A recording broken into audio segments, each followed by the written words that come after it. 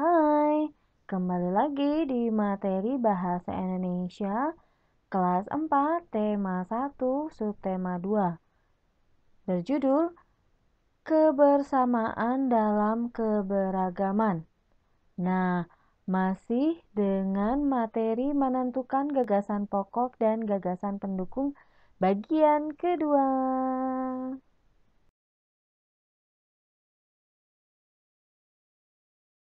Nah, masih ingat tidak pembahasan gagasan pokok dan gagasan pendukung di subtema yang pertama? Jika lupa, yuk kita mengingat kembali tentang gagasan pokok dan gagasan pendukung. Setiap bacaan terdiri atas beberapa paragraf. Setiap paragraf memiliki gagasan utama. Dalam gagasan utama terdapat ide pokok. Nah, makanya seringkali gagasan utama ini seringkali disebut juga gagasan pokok. Karena ada ide utama yang dibahas dalam suatu bacaan. Bisa berupa kalimat inti atau berupa pokok paragraf. Sedangkan gagasan pendukung adalah uraian atau tambahan informasi untuk gagasan pokok. Duh, kok masih nggak ngerti juga? Yuk kita dalami lagi tentang gagasan pokok. Nah, gagasan pokok itu seringkali berada di awal atau di akhir paragraf. Tetapi tidak setiap kali. Kadang pula ada kalimat atau ide pokok yang sulit, yaitu jika menyebar di seluruh cerita, yaitu setiap kalimat yang ada dalam paragraf itu ternyata penting semua. Nah, tetapi situasi itu jarang ditemukan. Kalau ada pun berarti kita harus membaca dari awal sampai akhir paragraf. Nah, sedangkan gagasan pendukung adalah mencari cerita yang mendukung, biasanya menjelaskan tentang gagasan pokok. Bisa juga lebih dari satu, seperti kalau disebutkan contoh-contoh atau menjelaskan tentang data.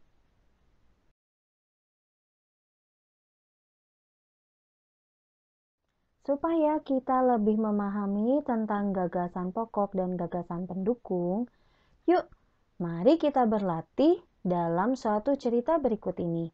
Nah, kali ini ada cerita tentang bekerja sama dalam keberagaman. Yuk kita baca cerita bersama-sama. Edo dan kelima temannya mendapatkan tugas untuk melakukan percobaan tentang bunyi.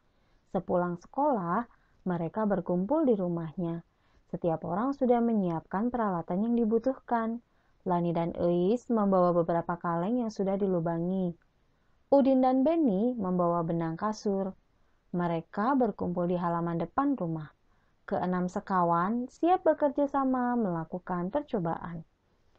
Saat percobaan akan dimulai, tiba-tiba terdengar azan.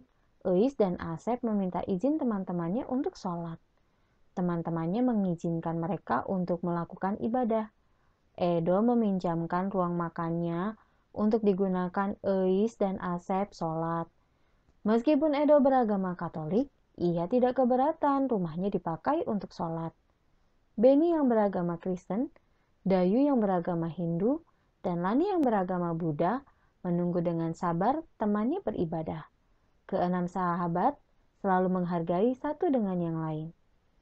Tiba saatnya keenam sekawan melakukan percobaan. Setiap orang menunjukkan tanggung jawabnya dalam bekerja. Tidak ada satupun di antara mereka yang duduk diam atau memberi perintah saja. Semuanya ikut bagian dalam percobaan. Saat Dayu membutuhkan pertolongan memotong benang, Udin datang membawakan gunting. Saat Edo kesulitan menalikan benang di kaleng, Eis ikut membantu. Keenam sahabat bekerja sama dengan semangat. Mereka hidup rukun, saling membantu meskipun berbeda agama.